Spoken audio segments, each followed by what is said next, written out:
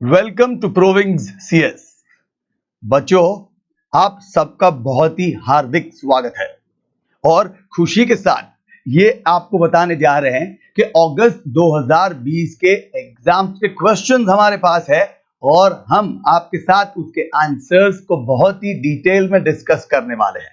तो चलिए अगस्त 2020 जो अभी अभी एग्जाम्स खत्म हुए हैं उसके क्वेश्चन पेपर्स हमारे पास है और इसी पेपर्स का एनालिसिस हम आपके सामने लेके आए हैं। तो आपके लिए शुरू करते हैं। स्क्रीन पे देखिए,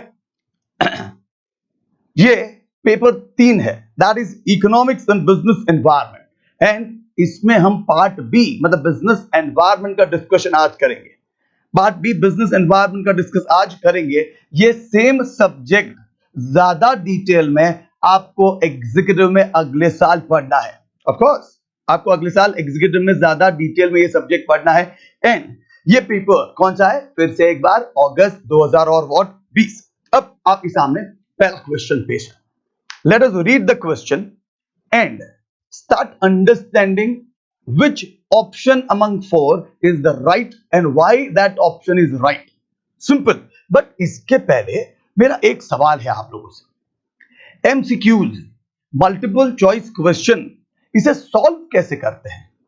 तो आप कहेंगे सर बहुत आसान है, सर बहुत आसान है, 4 ऑप्शन है, एक टिक करना है, खत्म। अगर इतना ही आसान होता तो सारे सही जवाब क्यों नहीं आते? समझिए, अगर इतना ही आसान होता तो सारे सही जवाब होने चाहिए थे, बट सर ऐसा तो होता नहीं है, सारे जवाब सही ऑलवेज नहीं होते। तो पहले तो ये समझा दूं कि ये मल्टीपल चॉइस क्वेश्चन को हम सॉल्व कैसे कर सकते हैं। अब सिंपल से चीजें में, सिंपल से एक्सप्लेनेशन में समझाऊं तो एकदम सिंपल, 3 टाइप के मल्टीपल चॉइस क्वेश्चंस हो सकते हैं। हाँ, there can be enumerable, there can be what, yeah, n number of types of what, क्या multiple choice question, but then what, basically there are 3 types.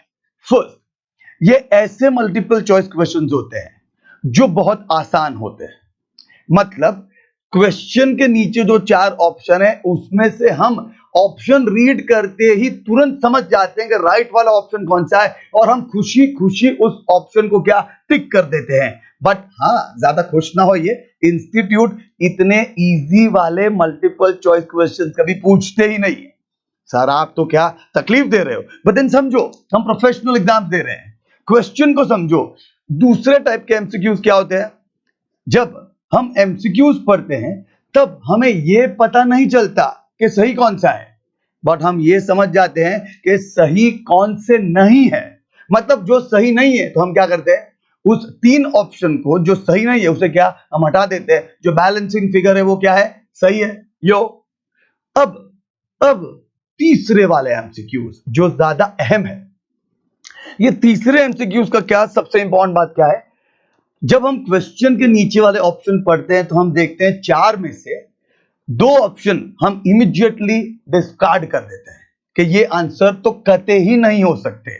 But जो बाकी के 2 option है ना बच्चों, ये बाकी के 2 ऑप्शन इतने सिमिलर लगते हैं कि उसमें से चॉइस करना मुश्किल हो जाता है और इंस्टीट्यूट यही टाइप के क्वेश्चन सबसे ज्यादा पूछते हैं। So let us understand how to choose better. That means sir आप वापस सवाल पूछोगे, सर जब दोनों सिमिलर होंगे तो कौन सा चूज करें? तो हम वो ऑल्टरनेटिव चूज करें जो ऑल्टरनेटिव सबसे ज्यादा अप्रोप्रिएट है, सबसे ज्यादा सही है in relation to the question asked. मतलब फिर से एक बार, जो क्वेश्चन आपके सामने होगा, नीचे 4 ऑप्शन होंगे, उसमें से 2 तो हमने आउटराइट रिजेक्ट कर दिया क्योंकि वो आंसर नहीं है, बट बाकी के दोनों क्या है, एग्जैक्टली सिमिलर लग रहे हैं। तो क्या करना चाहिए, तो जो सबसे ज्यादा बेहतर है, जो सबसे ज्यादा अप्रोप्रिएट है, जो सबसे ज्यादा सही है, किसके कनेक्शन में, in connection to the question asked, then we should be selecting that most appropriate answer, that most appropriate what answer, and that is the key to solve MCQs, to solve what MCQs। बस इतने basic knowledge के साथ चलिए एक के बाद एक total जो 11 क्वेश्चंस है आपके सामने क्या डिस्कस करते हैं, and what you should understand how to choose which one is the most appropriate. आपकी स्क्रीन के सामने देखिए पहला क्वेश्चन है, pertaining to effect of entrepreneurship on the society's economy of the home country state which is false. सबसे important game plan of institute अगर आप समझे तो उन्होंने ये नहीं कहा कि सबसे ज्यादा ट्रू कौन सा है, व्हाट दे हैव सेड कि सबसे 4 ऑप्शन में से गलत ऑप्शन कौन सा है। तो ये गलत ऑप्शन मुझे ढूंढना है, अगर ये गलत ऑप्शन क्या मुझे ढूंढना है तो किस तरह से ढूंढ पाएंगे ना, that needs to be understood, that needs to be understood. मतलब ये कह रहे हैं कि एंटरप्रेन्योरशिप के बारे में, सोसाइटी की इकोनॉमी को बूस्ट देने के बारे में ध्यान से नीचे लिखे में से कौन से नीचे दिए हुए 4 में से कौन सा ऑप्शन क्या गलत है। Let us read everything together. Entrepreneurs do not pay income tax। हाँ, ये थोड़ा लॉजिकल लग रहा है बट बाकी के ऑप्शन पढ़ना बाकी है, तो जल्दी जल्दी करके आप कोई भी कंक्लूजन पे नहीं पहुंचेंगे। बी ऑप्शन पढ़ते हैं। Entrepreneurs fill the gap in the market by creating new business। ये बात तो सही है, ये बात तो सही है, वो गैप फिलअप करते हैं। मतलब ये आंसर सही हुआ गलत हुआ, सर ये तो सही हुआ बट हम कौन सा ढूंढ रहे हैं, गलत ढूंढ रहे हैं। सी ऑप्शन देखिए, entrepreneurs earn foreign exchanges by increasing export. Of course जब बिजनेसमैन एक्सपोर्ट करेगा तो गुड्स देश के बाहर जाएंगे और देश को फॉरेन करेंसी में पेमेंट्स मिलेंगे, तो फॉरेन करेंसी इंक्रीज होगी, बैलेंस ऑफ पेमेंट जो आप इकोनॉमिक्स में पढ़ते हैं वो क्या ज्यादा स्ट्रांग होगा। चौथा ऑप्शन देखिए, entrepreneurs create jobs and foster social employment. Of course ज्यादा बिजनेस करेंगे लोग तो ज्यादा लोगों को नौकरियां मिलेगी, उनका इकोनॉमिक स्टेटस बढ़ेगा। तो बिना कुछ कहे आप अब तक ये समझ गए होंगे कि सबसे ज्यादा बेस्ट ऑप्शन इस पर्टिकुलर क्वेश्चन में कौन सा है, तो वो आंसर है क्या, ए। हम क्या ढूंढ रहे हैं, कौन सा गलत होगा, कौन सा गलत होगा। और देखिए, entrepreneurs do not pay tax, no they will have to pay tax on the profit they earn. That means एक सिंपल सा फंडा लीजिए, मतलब सिंपल, हाँ गवर्नमेंट एंटरप्रेन्योर्स को बेसिक एग्जाम्पशंस दे सकती है, as per the industry government policy basic exemption हो सकता है, but they don't pay tax, that is the false statement. They don't pay tax, that is what is the false what statement। तो answer is what, A for the first particular what multiple choice what question। चलिए second, इतनी जानकारी के बाद क्या second, what is the key reason that government supports entrepreneurs which is essential to accelerate innovation in India। मतलब सवाल ये कहता है कि अपने देश में इनोवेशंस को बढ़ावा देने के लिए गवर्नमेंट एंटरप्रेन्योर्स को कैसे सपोर्ट करते हैं। एंड हमारे पास 4 ऑप्शन है, हाँ हमारे पास क्या है, 4 ऑप्शन है। ये ऐसा लग रहा है कि हम कौन बनेगा करोड़पति खेल रहे हैं, बट ध्यान रहे अभी हमें तो एक ही मार्क मिलने वाला है। हाँ, that is what we need to understand one thing seriously ना। आगे पहला वाला ऑप्शन आपके सामने देखिए, the government discourages imports by making imported goods more expensive than domestic goods. हाँ, ये लॉजिकल ऑप्शन है। हाँ, बट देन व्हाट, फिर से कोई जल्दी नहीं, क्यों, जल्दबाजी में बाकी के 3 ऑप्शन पढ़ना भूल गए, या तो गलत पढ़ लिए तो आंसर गलत होगा। तो पहला वाला ऑप्शन हो सकता है, ये चीज हम अपनी दिमाग में रख लेते हैं। नेक्स्ट ऑप्शन पढ़ते हैं, the government sponsors government owned companies to enjoy monopoly in the industries. अगर एंटरप्रेन्योर को सपोर्ट करने की बात है तो गवर्नमेंट जब गवर्नमेंट कंपनी को सपोर्ट करे तो एंटरप्रेन्योर को सपोर्ट नहीं मिलेगा, इसलिए ये ऑप्शन नहीं है। मतलब B is not the option, B is what, not the option. Let's go to the C, the government create system of disincentives for holder enterprise.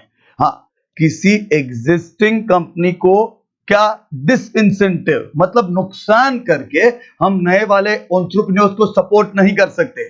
Government ऐसी पार्शियल पॉलिसी कभी भी लॉन्च नहीं कर सकते। मतलब क्या आपके इमीडिएटली सी ऑप्शन भी क्या क्या स्क्रैप हो गया, डिलीट कर दो, रिमूव कर दो, अब बचा क्या, D. Now let us understand, the government provides information contracts and capital so that promising new products and prototypes can scale up. इसका मतलब ऐसा हो गया कि गवर्नमेंट नए एंटरप्रेन्योर्स को, नए बिजनेसमैन को, जिनके पास क्या बहुत सारे क्या एनर्जेटिक आइडियाज होते हैं बिजनेस करने के लिए, उनको सपोर्ट करती है, उनको फाइनेंस प्रोवाइड करती है, उनको क्या बाकी सारे क्या पॉलिसी डिसीजंस के बेनिफिट देती है। क्यों? क्योंकि भारत देश में इनोवेशन बढ़े, भारत देश में नए नए प्रोटोटाइप बढ़े। क्या हम पूरी दुनिया में अपना लोहा मनवा चुके हैं और आगे भी मनवाते रहे। तो अगर एंटरप्रेन्योर्स को सपोर्ट मिलेगा तो ही इनोवेशंस बढ़ेंगे, मानते हो? और जब इनोवेशंस बढ़ेंगे बच्चा लोग, तो ऑटोमेटिकली क्या, अपने देश का नाम बढ़ेगा, एंटरप्रेन्योर्स की इनकम बढ़ेगी, सोसाइटी में लोगों को जॉब मिलेंगे एंड ओवरऑल सबका भला होगा, ओवरऑल सबका भला होगा। बट सर हमें तो ए ऑप्शन भी सही लग रहा है, तो if you feel A is correct and D is also correct, now we need to choose any one among all. दो तो चॉइस नहीं कर सकते ना आप लोग, हाँ इंस्टीट्यूट ये परमिशन तो हमें देता ही नहीं है। तो ए या D, let us read A again. The government discourage imports by making imported goods more expensive than domestic goods. हाँ, ये गवर्नमेंट की बहुत बढ़िया पॉलिसी होती है। अपने जो डोमेस्टिक गुड्स है, मतलब जो हम भारत देश में ही क्या क्या क्या प्रोडक्ट क्या प्रोड्यूस करते हैं, ये गुड्स को सपोर्ट करने के लिए इंपोर्टेड गुड्स पे टैक्स लगता है। हाँ, इंपोर्टेड गुड पे टैक्स लगता है, बट ये जो चीज है ये क्या in general policy of government है। एंटरप्रेन्योर्स को, नए बिजनेसमैन को इनोवेशन में सपोर्ट करने के लिए जो ऑप्शन ज्यादा सूटेबल है वो ए या डी में से आप लोग बताइए कौन सा है? एंड इमीडिएटली कहे तो वो ऑप्शन क्या है? D. So D is the right answer with regards to this MCQ. हाँ, ये जो डिटेल में समझाने की कोशिश हो रही है उसका एक ही रीजन है, यहां हम आपसे क्या डिस्कस कर रहे हैं। एग्जाम में आपको अपने साथ डिस्कस करके सही ऑप्शन को चूज करना पड़ेगा, बस ये प्रोसेस बदल जाएगी।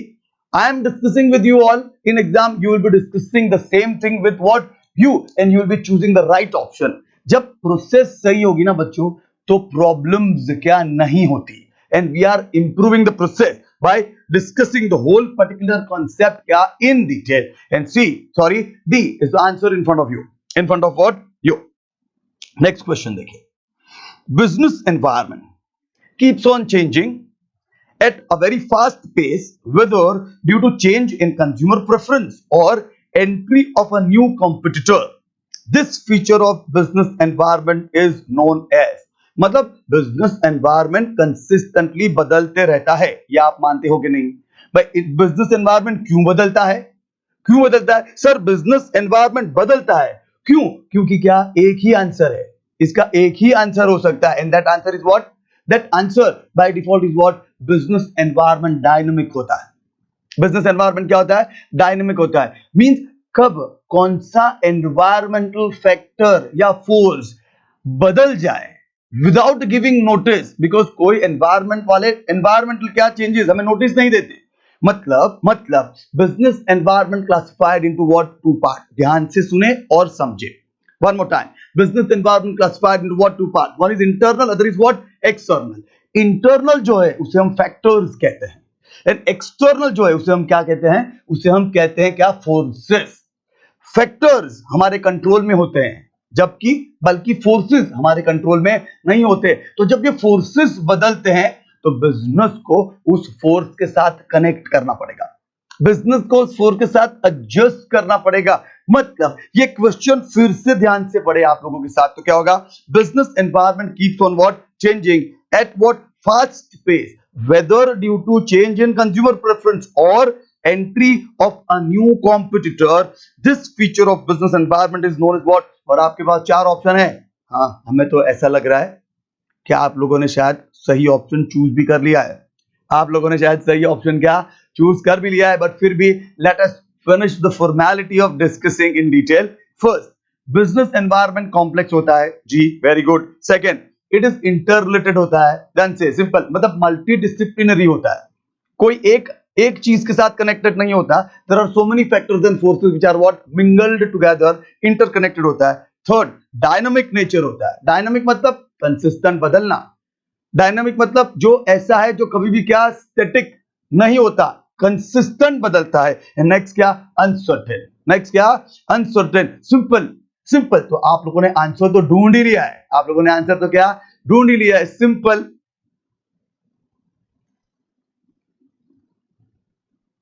यस, आप लोगों ने ये आंसर सही मायने में गैस कर लिया होगा, and answer is there in front of you, and that is considered as what? Answer by default is what? C, dynamic nature. भाई बिजनेस के एनवायरनमेंट का बदलना तय है, और आप और हम या तो दुनिया की कोई भी ताकत इस बदलाव को रोक नहीं सकती है। दैट इज द रीजन इसे हम अनकंट्रोलेबल कहते हैं। दैट इज द रीजन हम इसे क्या, फोर्स कहते हैं। हाँ, समझिए इस बात को, बहुत जरूरी है। क्या एन बिजनेस के एनवायरनमेंट के बारे में एक बहुत बढ़िया स्टेटमेंट है। वो कहते हैं कि change before change wants you to change, otherwise change will see that thing you are changed. अरे सर क्या बोल गए सर, हम तो कुछ समझे ही नहीं है। फिर से एक बार समझाते हैं। कहते हैं कि बदलाव के पहले बदल जाओ। वन मोर टाइम, बदलाव के पहले क्या, बदल जाओ, नहीं तो बदलाव आपको वहीं छोड़ के आगे निकल जाएगा। यही सबसे बढ़िया क्या कॉन्सेप्ट है। बिजनेस एनवायरनमेंट कंसिस्टेंटली बदलता है, इसीलिए वो क्या है, सिंपल डायनामिक है। वो डायनामिक है, वो बदलता है, इसीलिए क्या, वो अनसर्टेन है। एंड वो अनसर्टेन है ना बच्चे लोग, इसीलिए क्या, वो क्या है, कॉम्प्लेक्स है। वो कॉम्प्लेक्स है, कब कौन सी चीज कहां कैसे बदले पता ही नहीं होता। हाँ, अगर हमें पता होता तो हम क्या, ये कोरोना वायरस को फैलने ही नहीं देते। बट देन व्हाट, कहां से कौन आया पता ही नहीं चला। कॉम्पिटिटर्स को हम मार्केट में आने से नहीं रोक सकते। ये क्या है, it's an unavoidable situation. Unavoidable what, situation. बस इसी को कहते हैं क्या, डायनामिक नेचर ऑफ व्हाट, क्या, बिजनेस एनवायरनमेंट। ये कंसिस्टेंटली बदलता है बच्चों, ये कंसिस्टेंटली क्या बदलता है, सिंपल। चलिए आपके सामने फोर्थ एमसीक्यू पढ़ते हैं, मेरे साथ सब लोग रीड करेंगे please. Why it is important for an entrepreneur to perform a feasibility study for a new business और वेंचर। सर सब भारी भारी शब्द प्रयोग कर रहे हैं लोग। हाँ पर दैट्स ओके, हम प्रोफेशनल बन रहे हैं ना, तो भारी शब्द प्रयोग से घबराना नहीं। शुरू करते हैं। फिजिबिलिटी स्टडी मतलब अटेनेबिलिटी स्टडी, और एक वर्ड ले लेते हैं, मतलब अचीवेबिलिटी क्या स्टडी। ओ सर पहले वाला नॉर्मल था, आपके वर्ड तो और डिफिकल्ट है। हम सिंपल कहते हैं, कोई भी प्रोजेक्ट शुरू करने से पहले ये देखते हो ना कि प्रोजेक्ट शुरू होकर सक्सेसफुल हो सकता है कि नहीं। हाँ, तो प्रोजेक्ट हम शुरू करेंगे और हम सक्सेसफुल भी कर सकते हैं। ये स्टडी प्रोजेक्ट शुरू करने के पहले जो करते हैं उसे बोलते हैं फिजिबिलिटी स्टडी। मतलब क्या ये प्रोजेक्ट सही मायनों में लॉन्ग टर्म चलेगा, क्या ये प्रोजेक्ट सही मायनों में हमारा जो इन्वेस्टमेंट किया है उससे ज्यादा रिटर्न्स देगा, क्या ये प्रोजेक्ट हमारे इन्वेस्टमेंट को क्या लेके डूब जाएगा, क्या ये प्रोजेक्ट क्या लॉन्ग टर्म चलने वाला है। ये सारी चीजें फाइनेंस के पॉइंट ऑफ व्यू से, मार्केटिंग के पॉइंट ऑफ व्यू से, कस्टमर के पॉइंट ऑफ व्यू से, सोशल एनवायरनमेंट के पॉइंट ऑफ व्यू से हम स्टडी करते हैं। एंड ये जो स्टडी है इसे कहते हैं फिजिबिलिटी स्टडी। अब इसी एक्सप्लेनेशन के साथ हम क्या क्वेश्चन पे फोकस करते हैं। Why it is important for an entrepreneur to perform a feasibility study for a new business venture? New business what? Venture. मतलब नया बिजनेस शुरू करने से पहले एंटरप्रेन्योर क्यों फिजिबिलिटी स्टडी करता है या करते हैं। एंड चार ऑप्शन आपके सामने देखिए। To assess the capability of potential suppliers and ranks of what suppliers. I don't think this can be the answer, but let's move on. हम पहले क्या सीधे conclusion पर नहीं आते। To identify tax efficient rate of paying their owners and what employees. Before you start business, you want to pay. Believe me, that is not the thinking of entrepreneur. That's not the thinking of what entrepreneur. That means B, I feel cannot be the option. Third option है C, to assess commercial and financial viability of unavoidable what ventures. Unavoidable what ventures. ये हो सकता है। And D option देखिए तो कहते हैं to identify possibilities of raising finance and select active source of fund. But ये क्वेश्चन थर्ड टाइप का एमसीक्यू है जिसमें ए और बी कते ही ऑप्शन नहीं हो सकते, बट सी और डी दोनों सेम लगते हैं। बट सी देखिए, सी ज्यादा बेहतर है, सी ज्यादा अप्रोप्रिएट है। क्यों, वो देखिए, सी to assess what commercial and financial viability of unavoidable ventures means ऐसे वेंचर जो हम कर रहे हैं उस वेंचर में ये देखना पड़ेगा कि ये सक्सेसफुल हो सकता है या नहीं। मतलब हम बिजनेस शुरू करने से पहले बिजनेस को नापते हैं, परखते हैं, हम बिजनेस एनवायरनमेंट को एनालाइज करते हैं, हम ट्रेंड एनालिसिस देखते हैं, हम डेटा जनरेट करते हैं और उस डेटा से हम कंक्लूजन पे आते हैं कि ये बिजनेस करना चाहिए या नहीं करना चाहिए। ये करना चाहिए या नहीं करना चाहिए, ये कंक्लूजन कब हो सकता है? जब हम फिजिबिलिटी स्टडी करें। तो डी ऑप्शन भी सही है सर, कि इतना पैसा लगाना हमें पता होना चाहिए। बट सोचिए, बिजनेस ये सिर्फ पैसा लगाने का काम नहीं है। It's not just investing money, you invest all types of resources in business. Sir अब सर ज्यादा हो रहा है, सर कंफ्यूजन हो रहा है, इसी के सिंपल। चलिए एकदम आसान कर देते हैं। मुझे बताइए, आप बिजनेस में सिर्फ पैसा लगाते हैं ना? हम बिजनेस में सारे टाइप के रिसोर्सेज लगाते हैं ना। आप रिसोर्सेज के बारे में जानते हैं, नॉर्मली 4 टाइप होता है, मैन, मशीन, मटीरियल, मनी। यो वन मोर टाइम, ध्यान दो, ये तो राइमिंग है, बस ध्यान दो। क्या 4 टाइप के क्या रिसोर्स होते हैं? मैन, मशीन, मटीरियल और व्हाट? मनी। हम सिर्फ पैसा नहीं लगाते, हम बाकी के 3 रिसोर्स भी क्या इन्वेस्ट करते हैं। तो सिर्फ पैसे के बारे में सोचेंगे जो डी ऑप्शन में लिखा है, then it is considered as what? Not logical. Then it is considered as what? Not logical. तो C ऑप्शन ज्यादा बड़ा है, C ऑप्शन ज्यादा अप्रोप्रिएट है, तो C ऑप्शन ज्यादा लॉजिकल है। सो हम यहां पे क्या ऑप्शन C को सिलेक्ट करेंगे, and that is the answer. That is the answer. C, करीबन 15 मिनट से आपके साथ चीजें डिस्कस कर रहे हैं और सिर्फ 4 MCQs हुए हैं।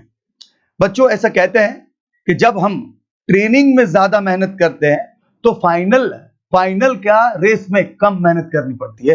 बस आपके साथ यही चीज को हम क्या साकार करने वाले हैं। प्रोविंग्स CS का एक और सिर्फ एक ही इंटेंशन है कि आप और हम साथ में क्या आपको प्रोफेशनल बनाएं, आपको डिग्री होल्डर बनाए, तो आप अपना मुकाम क्या पूरी सोसाइटी में, पूरी दुनिया में, प्रोफेशनल वर्ल्ड में ज्यादा स्ट्रॉन्ग तरीके से क्या रख सके। That is the intention. चलिए नेक्स्ट क्वेश्चन की तरफ जाते हैं। Compared to established large corporations, small business startup और enterprises have all the following advantages except मतलब उन्होंने नेगेटिव क्वेश्चन पूछा है।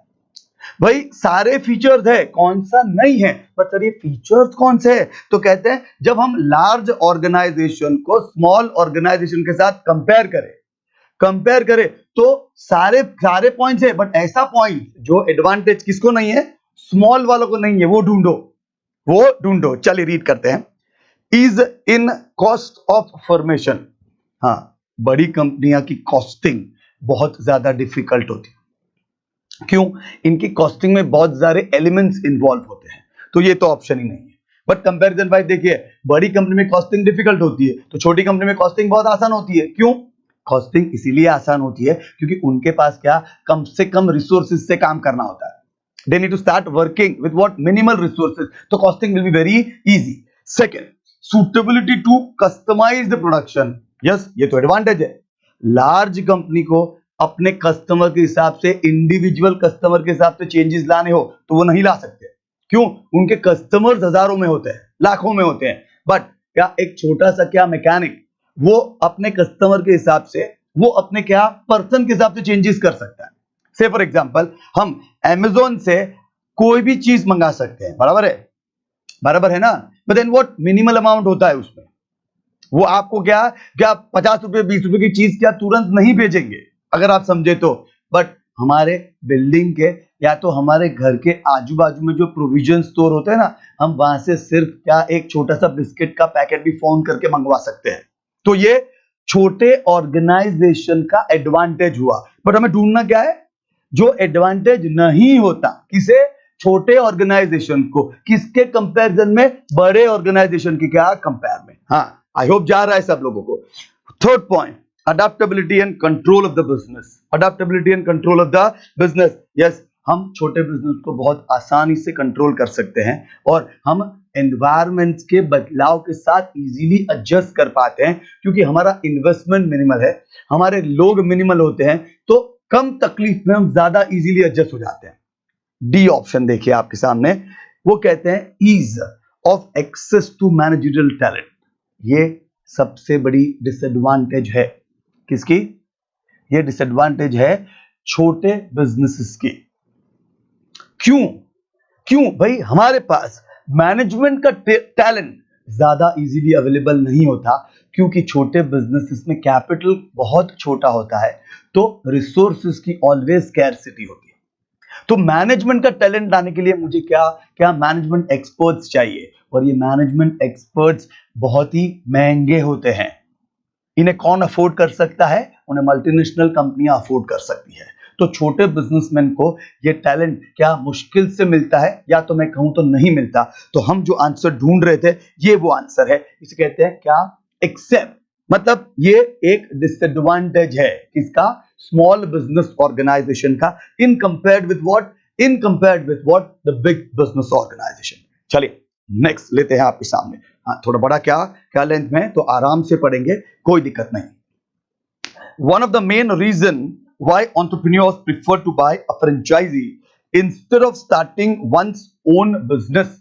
क्वेश्चन ये कहता है कि भाई बिजनेसमैन एंटरप्रेन्योर जब कोई अपना बिजनेस करने की सोचता है तो वो खुद अपना बिजनेस शुरू करता है, या तो फ्रेंचाइजी मॉडल को एक्सेप्ट करता है। मींस फ्रेंचाइजी क्यों करता है, अपना बिजनेस क्यों नहीं करता? हाँ, बहुत सिंपल है, बहुत ही सिंपल है। But then what? पहले मैं आपको ये समझा दूं फ्रेंचाइजिंग बिजनेस होता क्या है। नाम से शुरू करता हूं, दैट इज एग्जांपल से शुरू करता हूं। मैकडी, जिसे हम मैकडोनाल्ड्स कहते हैं, वो कहते हैं ना आई एम लविंग इट। हाँ, no doubt we are what? Loving it. But McD वाला खुद यहां आके हमें बर्गर क्या परोसता नहीं है। कोई इंडियन पर्सन ने मैकडी की फ्रेंचाइजी ली होती है। Simple. Same second example KFC, अगर आप समझे तो सिंपल, केएफसी वाला खुद थोड़ी यहां पे आके बर्गर्स बनाएगा ना, वो यहां पे फ्रेंचाइजी लेते हैं। तो सवाल ये है कि खुद का बिजनेस शुरू करे या फ्रेंचाइजी ले, तो लोग फ्रेंचाइजी ऑप्शन को ज्यादा क्यों प्रेफर करते हैं, वो ढूंढना है। करेक्ट, वो क्या ढूंढना है। और आगे देखिए क्या, option A, success rate of franchisee owned business is significantly greater than what? Success rate of non franchisee owned businesses. हाँ, ये आंसर हो सकता है, इस पर डिस्कशन करेंगे। पहले बी, सी और डी तीनों ऑप्शन पढ़ लेते हैं। B option, there are no fixed costs to be paid by franchisee to the franchisor every month or every year. This is wrong. When मैं किसी के क्या किसी का आइडिया, किसी की मेथड, किसी की प्रोसेस को फ्रेंचाइजी के नाम पे लूंगा, तो वो कमर्शियल काम करने बैठे हैं, वो कोई दान धर्म करने नहीं बैठे। तो क्या करेंगे? एवरी मंथ हमें उनको एक फिक्स अमाउंट पे करना पड़ेगा। तो we are the franchisee, they are the franchiser, हमें उनको कुछ फिक्स अमाउंट पे करना ही होता है, एंड प्रॉफिट परसेंटेज भी देना होता है every month. So B option is what? Scrap, there is no B option. C देखिए, fees paid by the franchisee to the franchisor at the time of what starting up are very low. No, they take huge amount of funds from what? The person who wants to take the franchisee. हाँ, अगर branded product की franchise लेनी है तो बहुत ज्यादा पैसे क्या देने पड़ते हैं, एज व्हाट? फ्रेंचाइजी डिपॉजिट्स और what? Other way around. Simple. So C option भी नहीं है।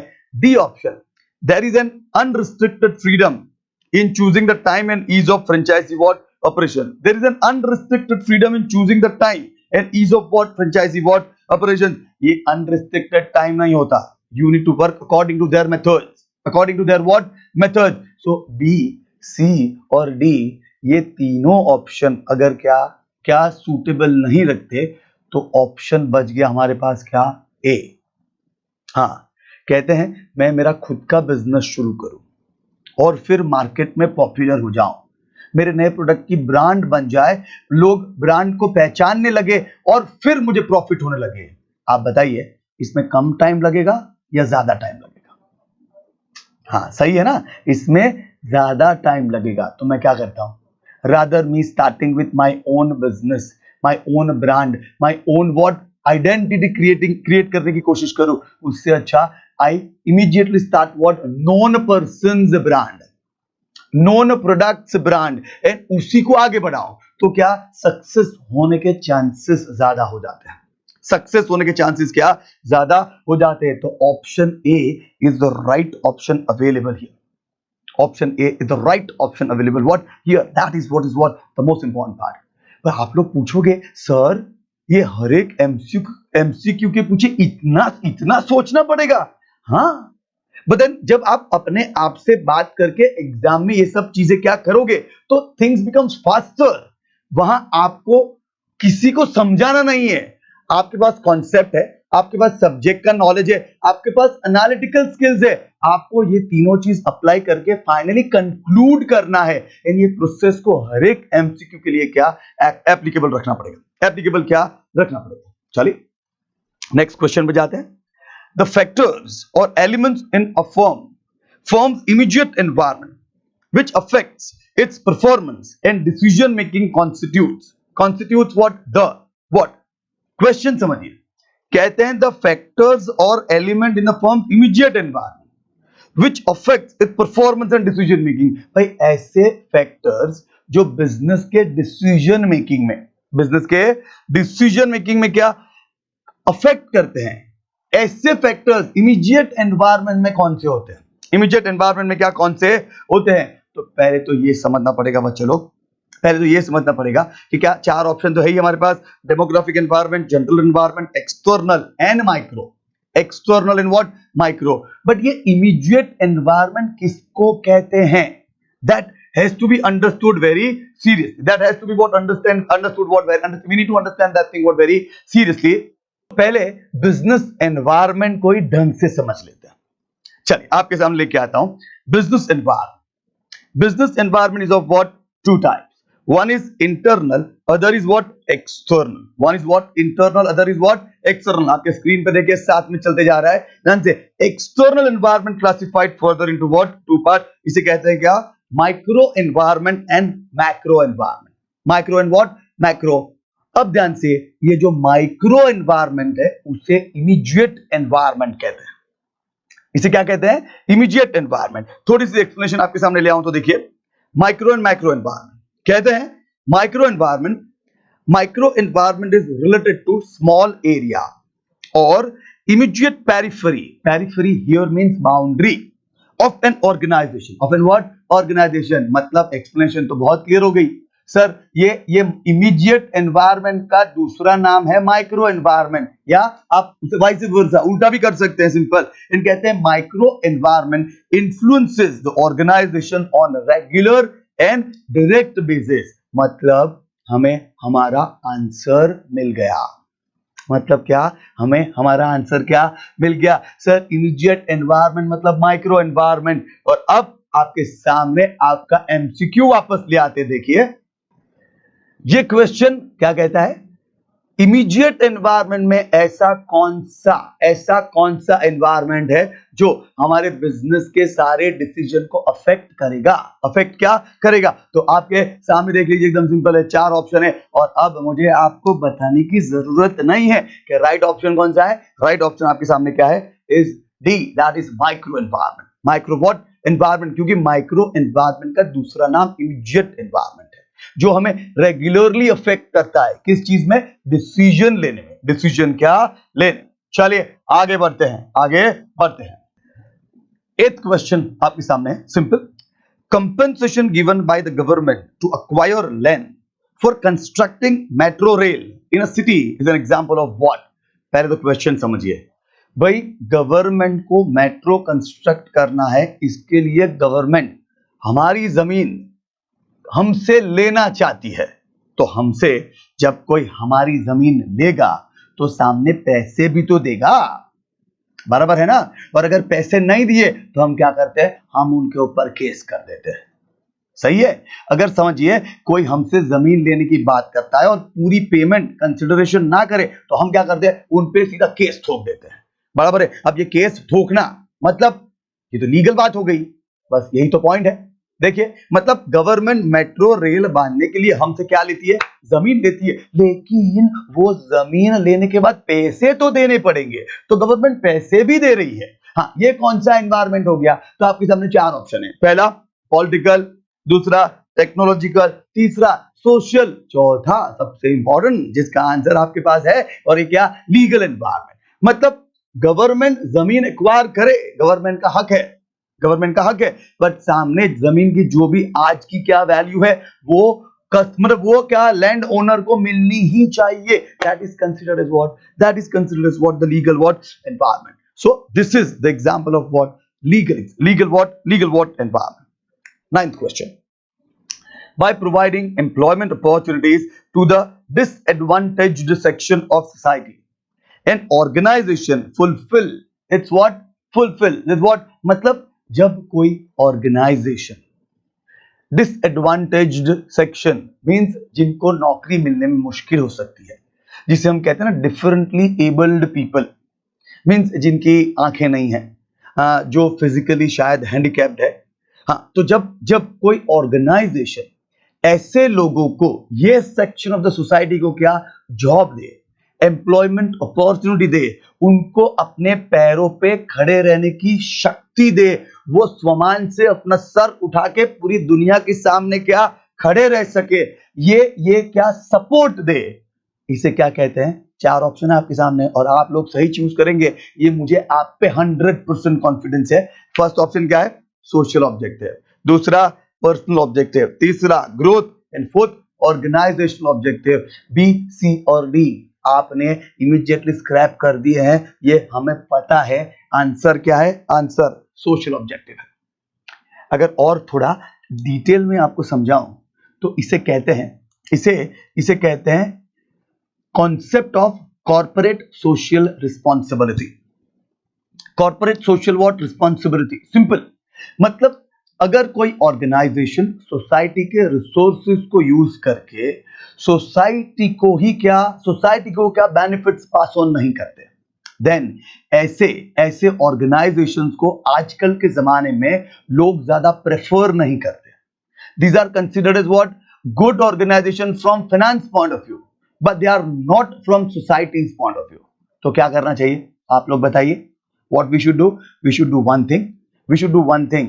Being an organization head or entrepreneur और बिजनेसमैन, हमें सोसाइटी के बेनिफिट्स को भी हमारे ध्यान में रखना चाहिए, और ऐसे ऑब्जेक्टिव्स को कहते हैं सोशल ऑब्जेक्टिव्स. या तो क्या the concept is what? The corporate social क्या रिस्पॉन्सिबिलिटी, जिसे हम कहते हैं CSR.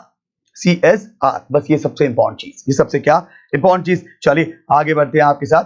10th क्वेश्चन आपके सामने. इंस्टीट्यूट ने एक मस्त केस स्टडी प्रिपेयर करके दिया है.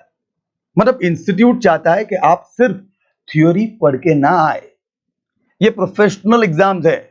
आपको आपकी थ्योरी की जो करेक्ट अंडरस्टैंडिंग है उसको इस केस स्टडी में अप्लाई करनी होगी. हाँ, बिलीव मी, जो CS इंस्टीट्यूट अभी कर रहा है दैट इज काबिल तारीफ. It is the most appreciable appreciable aspect. क्यों? क्योंकि वो आपको प्रैक्टिकल थिंकिंग का चांस दे रहे हैं. They want you don't just think from theoretical point of view. अब तक एग्जाम में क्या किया आप लोगों ने? हम क्या करते हैं एग्जाम में? What we do? वी रटोफाई एवरीथिंग. मतलब समझा मालूम नहीं समझा मालूम नहीं, पर जैसे ही एग्जाम में वो क्वेश्चन दिखा हम क्या करते हैं? बूम, सब कुछ पलट के रख देते हैं. बट समझ के हिसाब से लिखो, वो हमारे पोर्शन में नहीं है. अरे समझा? अरे वो हमको टीचर ने नहीं सिखाया है, टीचर ने कहा ये लिखना है तो हम ये लिखते हैं. पर प्रोफेशनल एग्जाम में बच्चों ऐसा नहीं होता है. हाँ, प्रोफेशनल एग्जाम में ऐसा नहीं होता है. अगर समझ सही नहीं होगी तो सही आंसर चूज ही नहीं कर पाओगे. इसीलिए केस स्टडी दिया है, एंड बहुत ही बढ़िया स्टेप इंस्टीट्यूट का, काबिल तारीफ. Let's read the case study. Mister Suraj, a budding first generation entrepreneur. Budding means what? A bubbling, energetic, क्या आगे बढ़ने की सोच और क्या पैशन लेके जो entrepreneur है, इनका नाम क्या है? सूरज. Had an innovative idea of business. इनके पास बिजनेस का बहुत बढ़िया आइडिया है. Very good. He narrated that business idea to his family. अब भाई पहले तो फैमिली से ही बात करेंगे. हाय, तो सूरज भाई साहब ने क्या किया? वो दौड़ के अपनी फैमिली के पास पहुंच गए और उनसे क्या कहा? ओ फैमिली वालों, मेरे परिवार वालों, मेरे पास बिजनेस का एक बहुत ही बड़ा आइडिया है और बहुत ही बेहतर आइडिया है. अरे सुनिए तो क्या फैमिली वाले बैठ गए सामने. हाँ, आगे पढ़िए. Family who neither liked the idea nor offered him emotional support. मतलब फैमिली वालों को आइडिया अच्छा नहीं लगा, नहीं लगा, हाँ तो ना बोल देते, बट इमोशनल सपोर्ट तो देना चाहिए। दोनों नहीं किया। आइडिया नहीं अच्छा लगा तो इमोशनल सपोर्ट भी नहीं। मतलब अगर ये तो ऐसा हो गया कि हम किसी के पास जाके कहते कि मेरे पास बहुत बढ़िया बिजनेस का आइडिया है, हाँ हमने कहा क्या है, तो उसने कहा ये आइडिया है, हम क्या कहते हैं बकवास आइडिया है। ऐसे वाहियात आइडिया लेके आप हमारे पास दूसरी बार मत आना, प्लीज गेट लॉस्ट। तो सामने वाले के दिल पे क्या क्या गुजरेगी, अरे चक्कू छुरिया चल जाएगी। बट देन व्हाट, सूरज की फैमिली वालों ने सूरज के साथ यही किया। बट सोचिए सूरज ने फैमिली वालों को आइडिया क्यों बताया होगा? दो रीजन की वजह से। एक तो इमोशनल सपोर्ट चाहिए था और दूसरा इनिशियल कैपिटल चाहिए होगा। हाँ सी सूरज भाई साहब बिजनेसमैन है, बाकी तो उनको लोन कौन देगा? अ बडिंग एंटरप्रेन्योर, मतलब आइडिया है पैसा नहीं है। तो इमोशनल और फाइनेंशियल सपोर्ट के लिए सूरज ने क्या पेरेंट्स से अपनी फैमिली से बात की होगी और आइडिया रिजेक्ट हो गया। अब आगे देखिए what was the bottleneck in Suraj's business venture. ये सूरज के बिजनेस वेंचर में सबसे बड़ा रुकावट कौन सी थी? और ये चार ऑप्शन आपके सामने। पहला option lack of supportive business network, दूसरा लो मोरल ऑफ सूरज, ये तो गलत है, सूरज का मोरल तो जबरदस्त था। वो कहते क्या, बडिंग मतलब ही इज व्हाट एनर्जेटिक, क्या entrepreneur. Third lack of money भी था, that is the most important part. And what lack of family support, वो तो है ही, हमें दिख गया। But problem C businessman family support हो तो ही बिजनेस कर सकते हैं ना। हमारे Dhirubhai Ambani such an extraordinary motivational क्या लाइफ। हाँ अगर इनकी ऑटोबायोग्राफी आप पढ़े तो आप समझेंगे पूरा घर अगेंस्ट, फिर भी भाई साहब क्या सक्सेसफुल हो गए। रिलायंस इंडस्ट्री की क्या स्थापना कर दी एंड उसको क्या जीरो से लेके क्या आसमान की बुलंदियों तक पहुंचा दिया। बचा फैमिली का सपोर्ट था, शुरू किया तब नहीं था। हाँ शुरू किया तब कुछ भी नहीं था। अगर मैं फैमिली के सपोर्ट के ऊपर बैठा रहूं तो धंधा कर ही नहीं सकता। हाँ मतलब वो सपोर्ट करे या ना करे, मुझे बिजनेस करना है, ये सोच है। मतलब फैमिली सपोर्ट ऑप्शन कौन, lack of money C, idea होना मोस्ट इंपॉर्टेंट है और पैसा अरेंज करना पड़ता है, कहां से, नेटवर्क से। तो lack of money that is also not the क्या ऑप्शन, तो C option also gone. Low moral of Suraj, ये भी गलत है। तो बचा क्या, बचा एक ही कि क्या सूरज के पास सपोर्टिव बिजनेस नेटवर्क नहीं था। अगर सूरज के पास सपोर्टिव बिजनेस नेटवर्क होता, उनकी जैसी सोच वाले लोग होते जो क्या क्या एकदम कंसिस्टेंट परिश्रम करके बेस्ट बिजनेस क्रिएट कर सकते हैं। सिंपल समझिए, बिजनेस करना ये बच्चों का खेल नहीं। हाँ बिजनेस करने में हजारों मुश्किलियां क्या आती है, हजारों एडवर्सिटीज को क्या फेस करना पड़ता है, एंड उस सबको पार करके जीत के जो बंदा क्या आगे बढ़ता है उसे बिजनेसमैन एंटरप्रेन्योर कहते हैं। एंटरप्रेन्योर व्हाट कहते हैं, दो तीन मुश्किलें आई और क्या बिजनेस बंद कर दिया। ऐसे लोग कभी बिजनेसमैन नहीं बन सकते, ऐसे लोग कभी एंटरप्रेन्योर नहीं बन सकते। जिनके क्या हृदय में जीतने का जुनून होना, वही बंदा बिजनेसमैन बन सकता है, वही बंदा क्या कुछ पा सकता है। मतलब सूरज के पास वो पैशन है बट वो क्या सपोर्टिव नेटवर्क नहीं है। नेटवर्क नहीं है बच्चों तो आप लोग भी समझते हैं क्या, he is restricted and he can not start the business, he can not start the business. तो आंसर क्या होना चाहिए, lack of supportive what business network, lack of supportive what business what network. And total 10 question discuss करने के बाद let us understand the last one. Let us understand the last one, and again it is a case study. It's a finest attitude of institute to make you understand the real questions. Real what questions? Read the question. For a consumer products company, Miss Sheila is designing a number of advertising posters to reach a target audience in a new international market. मतलब हम consumer products company के लिए एक advertisement plan कर रहे हैं and उस advertisement को हम इंटरनेशनल मार्केट में दिखाने वाले हैं। अब she is working hard to ensure that the advertising message is clearly understood by every nation consumer. मतलब जहां जहां ये प्रोडक्ट जाए, जहां जहां ये एडवर्टाइजमेंट जाए, सबको एडवर्टाइजमेंट और प्रोडक्ट की काबिलियत समझ में आए। But she does not want to क्या someone gets offended by it. Question क्या कहता है, ध्यान से देखिए, Simple. She is working hard to ensure that the advertising message is clearly understood by all the nation's consumers and does not offend anyone. Ab, which of the factors of the business environment is influencing what, Miss Sheila? इन चार option है आपके सामने. कहते हैं technological environment, then what social environment, legal environment, then what political environment. अगर question ध्यान से आप समझेंगे तो एडवर्टीजमेंट के पोस्टर का मैसेज हर एक कंज्यूमर को इंटरनेशनल मार्केट में बखूबी जाए, ये इंटेंशन है. बट साथ में ये नहीं चाहते कि कोई भी कस्टमर इस एडवर्टीजमेंट से क्या दुखी हो, उसकी भावनाओं को ठेस पहुंचे, मींस वो आहत हो. इस थिंकिंग को समझना मतलब सोसाइटीज की कंज्यूमर्स की वैल्यूज को समझना, सोसाइटी की कंज्यूमर्स की वैल्यूज को समझना. एंड इसीलिए चारों ऑप्शन में से बेस्ट सूटेड कौन सा है आपने समझ लिया है, हम सिंसियरली जानते हैं, पर देख लेते हैं. सिंपल, पहला ऑप्शन टेक्नोलॉजिकल एनवायरनमेंट कतई ही नहीं हो सकता. दूसरा सोशल एनवायरनमेंट, यस ये आंसर है, बट बाकी के दो ऑप्शन पढ़ लेते हैं ध्यान से. Third legal environment, last political environment. Last is what? Political environment. तो most important answer here is what? Is social environment. Miss Sheela क्या ध्यान से पढ़ रही है, समझ रही है, ध्यान से क्या उस पे काम कर रही है, किसी की भावनाओं को ठेस ना पहुंचे. someone should not get offended, someone should not get what? Offended with this. That is the intention of Miss Sheila. Simple. बच्चों बस इसी के साथ अगस्त 2020 के जितने भी questions business environment that is paper 3 part B में थे आपके सामने रखे हैं, समझाने की कोशिश की है. बस आप लोग सही मायने में ढंग से पढ़िए, कॉन्सेप्ट को समझिए और प्रोफेशनल डिग्री की तरफ आगे बढ़िए. Thank you very much and God bless you always.